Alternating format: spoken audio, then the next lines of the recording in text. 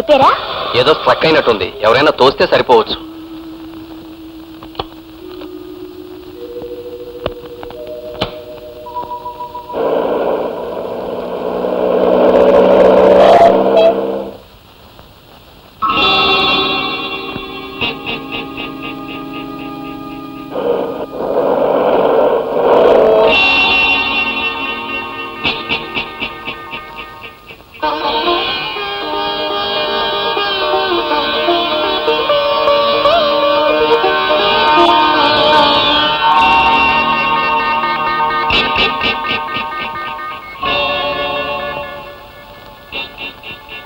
బ్రదరా, ఏ గాడిదైనా డబ్బు సంపాదించవచ్చు అన్నాం ఇది వరకు.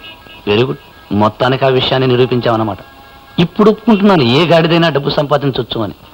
ఒక చిన్న విషయం, ఆ డబ్బుతో వచ్చే హోదా, ఆ డబ్బు వాడుకునే విధానం నీలాంటి నడవంతరపు శ్రీగాళ్లకు తెలియదని నిరూపించావు. ఇదిగో, కారు కొనగానే సరిపోదు, అది ఆగిపోతే ఏం చేయాలో తెలుసుకో.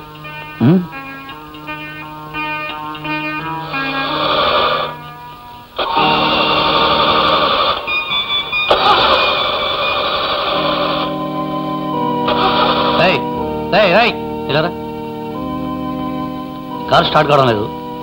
ఈ 100 రూపాయలు తీసుకుని కారు దొరికి.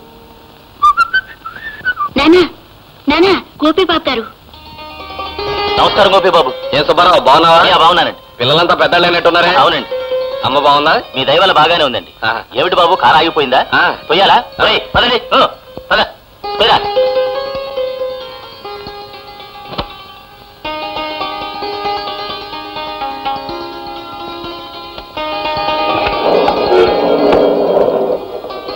సుబ్బారావు, ఈ డబ్బు తీసుకుని పిల్లలకి ఏమన్నా కొని. వద్దు బాబు, మీ దయ వల్ల మా పని బాగానే ఉంది. నేను వస్తాను.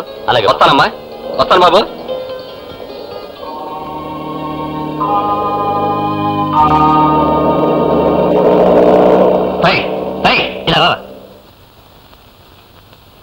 ఎలా రాస్కెల్, 100 రూపాయలు నా దగ్గర తీసుకుని వాడి కాడ దోస్తావా?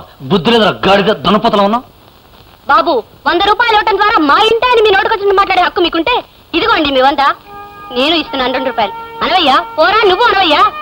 అవును బాబు, డబ్బు పారేసుకునే వాళ్ళు, నోరు పారేసుకునే వాళ్ళు తమకు తామే గొప్పవాళ్ళు అనుకుంటారు.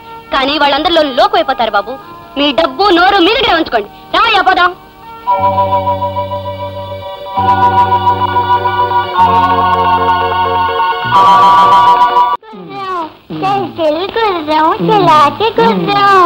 సరే గాని మావయ్య, మన కొట్టెప్పుడు మొరగదే. మా అమ్మ అంటే దానికి భయం. అదేం కాదులే, నా కొండమ్మ చెప్పింది. కుక్క బదులు కూడా అమ్మమ్మే మొరుగుతుందంట. చల్ చల్ గుళ్ళం చలాకి గుళ్ళం.